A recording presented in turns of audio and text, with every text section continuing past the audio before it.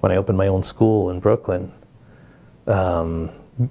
people had, even Chinese people were all, look at this foreigner selling our culture. Who the hell does he think he is? And I just, what can I say?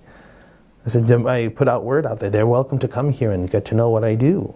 It's not about selling Chinese culture. All I want to do is just pass on what I got.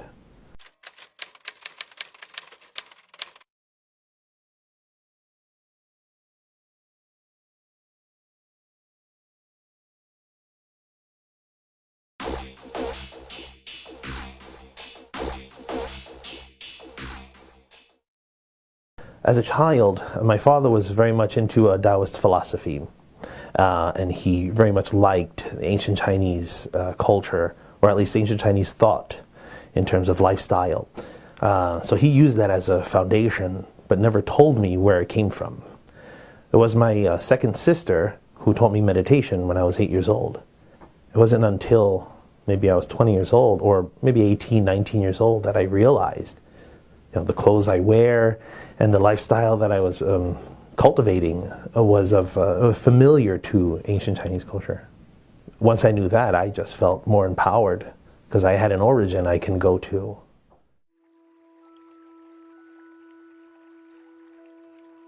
I started to teach private students some martial arts in the local city square.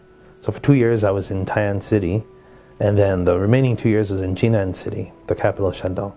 One day I was teaching in the school, teaching in the local city square, and the guards of the city square, they all knew me because they see me all the time. Every morning at 6 o'clock I would practice.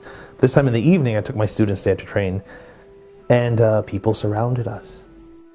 And we're talking loud, what is this foreigner doing? You're teaching our stuff to our own people. This is a disgrace. It's a disgrace. One man turned around and says, can you teach Kung Fu? And they said, no. He says, do you know anything about Chinese Kung Fu? No. And he says, well, keep your mouth shut. Then the man walked up to me and says, I got you covered. After that, he said, people are going to be like that to you. What is your purpose for teaching Chinese Kung Fu to Chinese people? I was like, it's not that I see Chinese people. I see humans.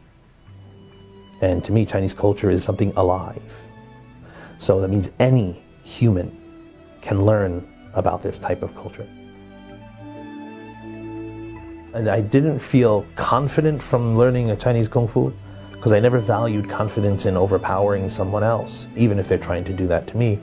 I valued confidence in keeping my own self or my own mind in a more balanced way. If I'm human, I'll make mistakes. But the fact is to be aware of it and even accept someone else's criticism of it. While learning martial art, you learn to accept criticism more. Well, my last year and a half in China, when I was teaching in the middle school, I was part of the cultural department.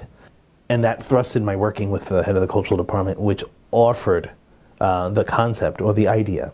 Would you like to just talk a little bit about maybe Tao Te Ching here and there, or Lun Yu, Analects here and there? I said, great.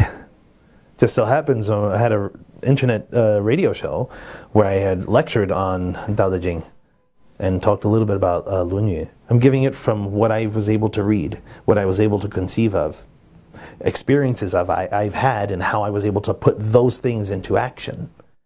And then how can we utilize that in our modern world and with the things we face.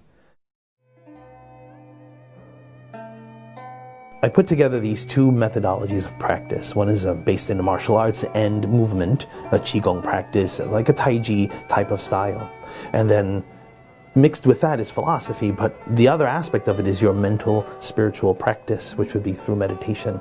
And that came very sporadically, very suddenly.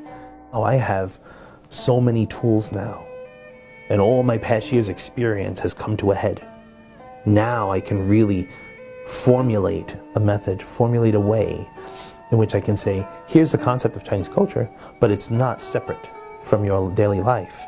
Don't think of it as Chinese culture. Think of it as a living method of life, your lifestyle, a living method of practice. Therefore, this don't matter, right? The Kung Fu doesn't matter. Cha Dao, tea ceremony doesn't matter. Nor does the language and the dancing. That doesn't matter. It's the mind that matters.